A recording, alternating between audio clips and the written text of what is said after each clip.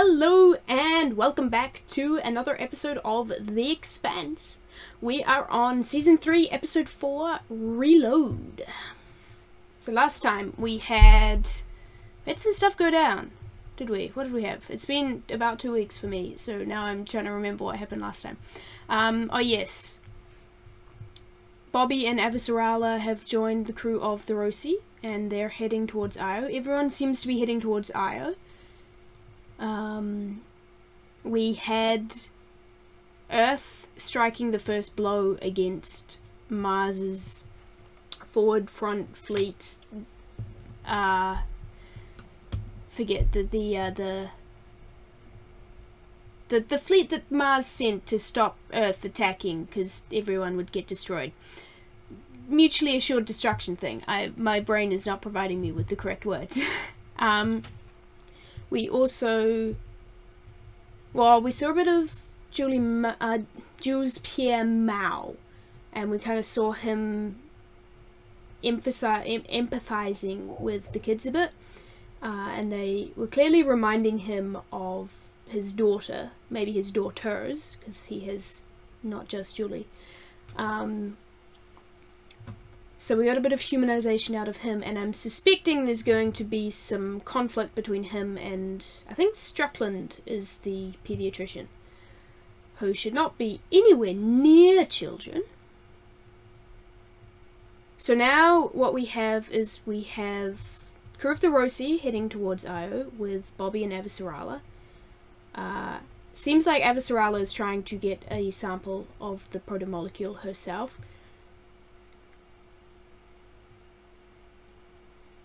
Nope, I was going to sneeze. We also have Katya is on the way on the ship, the UN ship that has got Admiral Souther on it, and UN or something like that, forget his name exactly, who is working with Ehrenreich. There's a lot of names. I'm getting there. I'm getting the names. Yeah, and on Earth we have the Secretary General has kind of got an angel and the devil on his shoulder going on when it comes to Ehrenreich and Anna. And they're kind of both influencing him, and he's flip-flopping between who he's listening to, which means that he's not being decisive. If he just committed to listening to Ehrenreich or to Anna, then maybe there wouldn't have been as many casualties. I know who I would prefer him to listen to, because Ehrenreich does not seem to have much interest in anyone's well-being apart from his own. We also had a comment from Anna about 37 lives. Or 38 lives or something like that, which I felt was a very specific number, and I'm wanting some more of that in this episode. Anyway, I think that's good enough for a little bit of a recap. This is called Reload, which I think it's like, I think we're coming up on the end of book 2, so yeah, that'll be interesting to see how that plays out. I imagine this is kind of the calm before the storm episode. So without further ado, shall we get into it? What is this?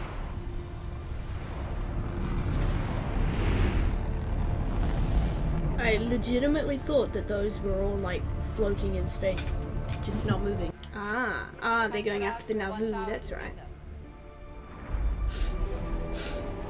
This is a pretty spectacular sequence. Lots of ships. And it looks good as well. Oh, they lost the angel on the point. That feels symbolic. It's a big pointy nose, I gotta say. I think I've mentioned that before. It has a very long point. That looks kind of altar-y, or like Ark of the Covenant-y almost. I don't know enough about Mormon temples to be able to say what that would be.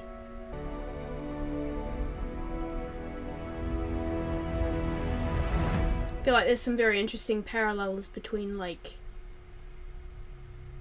the lack of technology on the walls and the values of the Latter-day Saints on the Naboo and everything versus what the Belters are gonna use it for. Dude, dead people don't need their stuff. I love Amos so much. It's the skin of my enemy. I've met his mother. I get the impression he won't be able to ride the fence for long. Yeah. Let's give him a push. Thought we learned our lessons about leaving tools unsecured in 0G.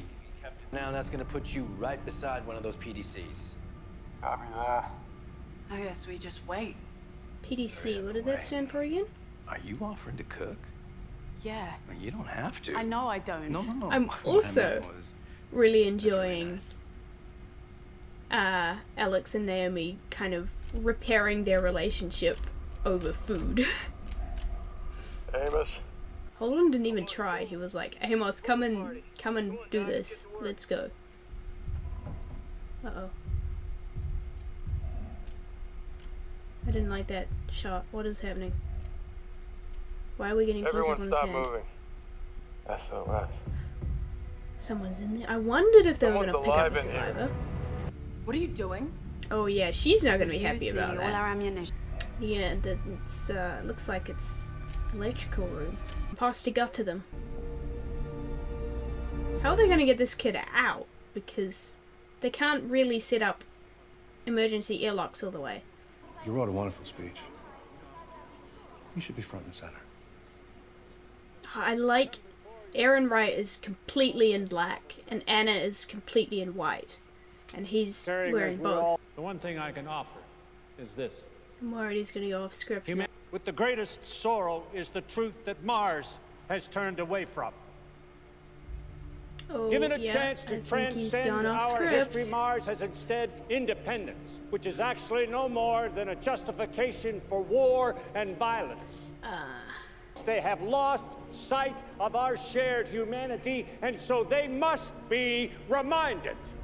It is our duty to unify our factions, to be what we have always been, one race, one human race, under one unified flag. Yeah. So the one unified race thing is a couple of red flags there for me, because who's going to be the one leading that, you know? And prep the children for travel. They'll all be coming with me. Sir, He's like, I'm adopting all of these afraid kids not. now. Surviving children. Of course not. I'll get on it right away, sir. They died, did they?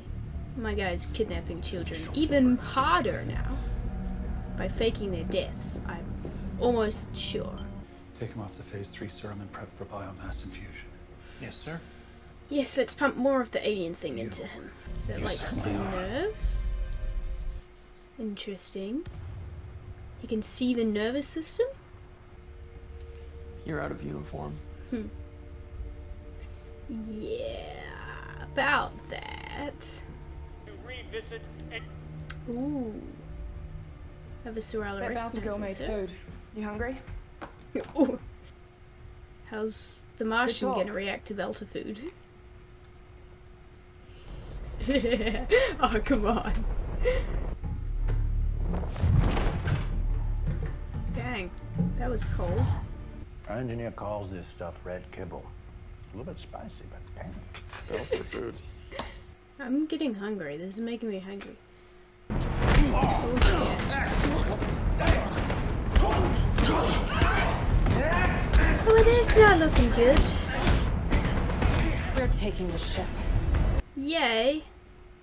The distance from Amazonia to Montana is less than what we have traveled since this conversation started. The longer this goes, the more bombs will fall. Oh, Please help me. did she just kind of threaten to say his family was in danger? That felt like a... Find us a router to bounce Yep, there he goes. Something that can't be traced back to us. He can't Send stay it out on as the quietly as fence. we can. It's a tad manipulative there, Avasarala.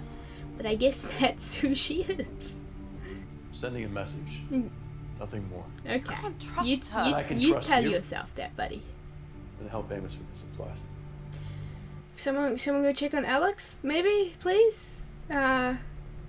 That might be a good idea. Alex, can we take a look at the drive balancing real quick? Yeah, Alex is a bit busy right now. Sorry. This is starting to feel a little bit ungrateful.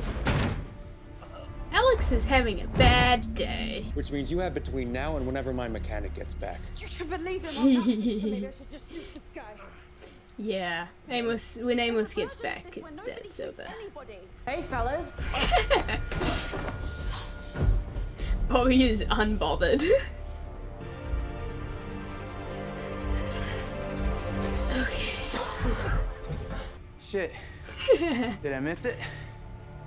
Yeah, probably a good thing you missed it. I feel like there would be less survivors if Amos coming in had from everywhere. made it in time. The blood. What the world needs right now You is don't get to decisive. speak to me. Not ever again. I'm sorry I was so wrong. Yeah, you tell him. He's still wearing white though, so maybe there is still hope. It's nice to be working on something that's easy to repair. Some things don't get fixed. Eesh. That was about her friendships with everyone, and Amos shot that down. The UN Deputy Undersecretary. This is going to be very tedious if you remain with them. I have something I want you to show to your commanding officer. Tell him it came from me. Ask him to pass this along to Admiral Souther. I don't know if I trust one guy to get the message. Come home. I am on my way. I feel like she's not gonna come home. I don't think we've seen the last of her. I think that felt weirdly ominous. I didn't like that.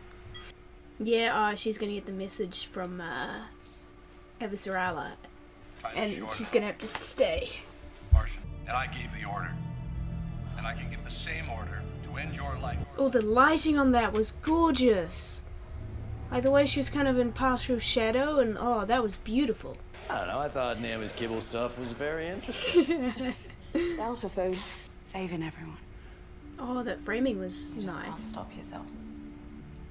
I liked that they're doing this through the stairs. I want to see Katoa. I haven't that's seen him for a interesting. while. He got sick.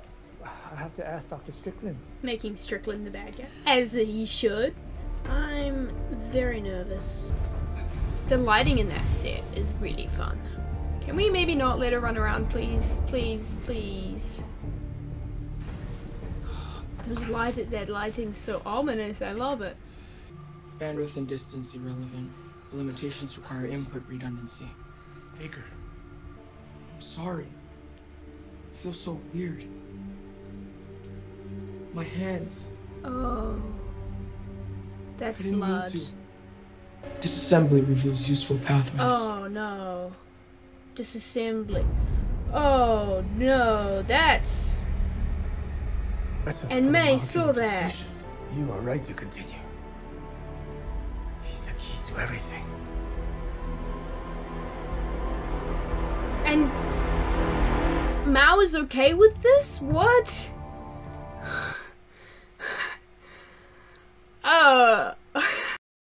Well, that was not exactly what I wanted to see first thing on a Wednesday morning, but you know, that's fine. Yep, okay.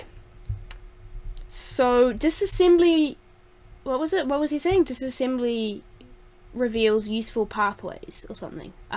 Which is what happened on Venus as well, where the ship was disassembled. Now it's just a human body, apparently. That was a very well done shot, though, because you got the reactions from everyone, so you knew it was bad. And at first you thought May was reacting to Katoa glowing, but then slowly it revealed more information with his hands being all bloody, so like, okay, he's killed someone.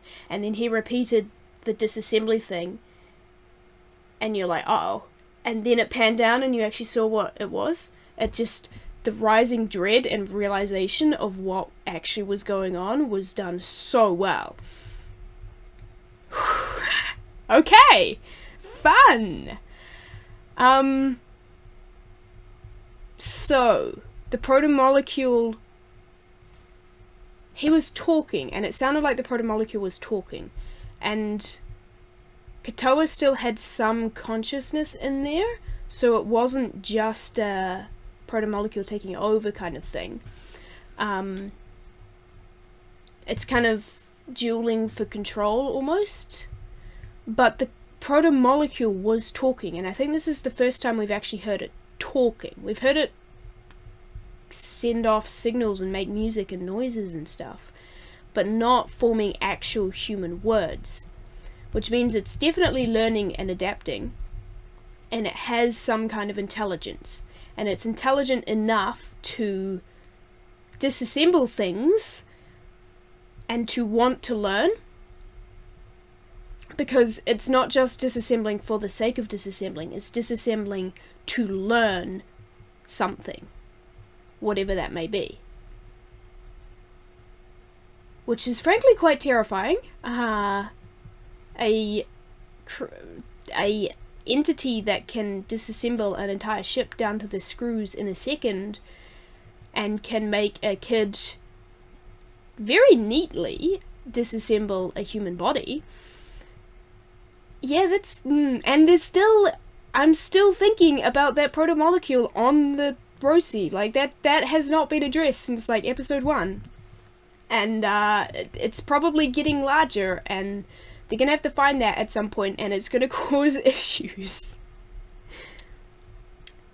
Yep. Okay.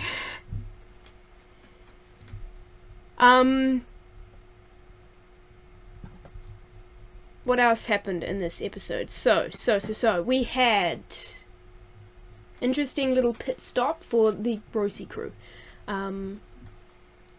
There's some... I liked the framing of this episode and what's happening with the Roci when it comes to the food. And how that kind of wove into all the themes of the episode. You know, Naomi trying to fix her relationship with all of the crew. She's managing to make some progress with Alex, and you can see that in their, you know, they shared a meal a couple of episodes ago, and now she offered to cook and he accepted her help. So they're kind of repairing that relationship over food, which is, you know, something solid and you can gather around a meal. But then you had the Martians reacting to the food, which also fed into the themes of, like, you know, one human race, etc. kind of thing. So there's very much a sense of, like, you know, the food is belter food. Ugh. Which is enhancing that division between the different factions. Whereas Alex, who's been on the Roci and the Canterbury and hanging out with Belters and other people for a while, is a lot more used to just accepting Belters as they are and trying new things and etc. And Bobby, she tried it, didn't really enjoy it, but she was a lot less... like, she actually ate it and didn't, you know, dismiss it and treat it as something horrible like the rescued Martians does. So it's kind of like the Martians' reaction to the food is their progression to how they see the belt, or something like that. I don't know, I thought that was kind of a cool wee through plot that went. Yeah. And yeah, Naomi is slowly repairing relationships. I really liked that short exchange between her and Amos where she's like, feels nice to fix something that's actually easy, when she's been trying to, like, she's trying to fix her relationships and she's offering things to the others. But Amos immediately shot her down and was like, some things can't be fixed. So Amos still has not forgiven her, and he doesn't seem like the forgiving type. Yeah. Speaking of Amos, there's some fascinating parallels and foils between him and Prax. Because just the scene where Prax sees the dead Martian and just kind of shoves him onto the ground to get to the ammo or whatever it was behind him. And Amos's reaction to that really stood out to me. because Prax, by all accounts, is a father, and he grew up, you know, in a reasonably safe and comfortable place, and he had, but, you know, I don't know anything about his childhood, but he probably had a pretty good childhood. He seems like a normal, decent guy. But because of this stuff that he's been going through, he's becoming quite callous, and, you know, he's almost neglecting his duties as a father, and he's callous towards human life. Whereas Amos, who had a very different childhood to him, is making an effort to not be callous, and he specifically makes an effort when children are involved. So Amos and Prax are kind of paralleling and foiling each other, acting as narrative foils for each other, in that Amos is acting how Prax should, like they're both acting how you would expect the other to act, given their upbringing and background. So seeing them on screen together is always so much fun, because they have such different responses and such different backgrounds. And yeah, and then we have Earth stuff happening. And that speech was, yeah. So I'm like, where? Hold on. I'm like, this far through, that